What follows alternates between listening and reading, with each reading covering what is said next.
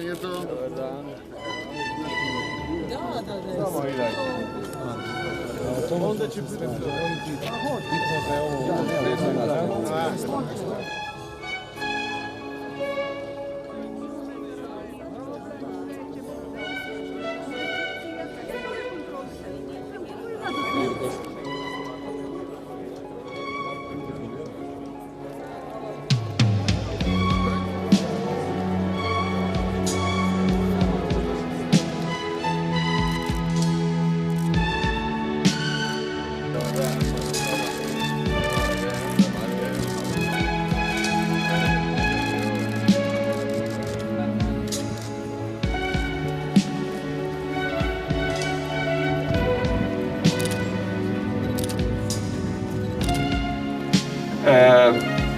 U ime mojih suradnika, naših kompanija, mogu ovdje sa zadovoljstvom kazati da je Agrokor nakon već godina prisustva u Makedoniji odlučio konačno, ali ja bih rekao uz veliku podršku i odličnu komunikaciju koju ovdje u Makedoniji imamo primarno sa vladom i sa lokalnom zajednicom, da krene u greenfield investicije.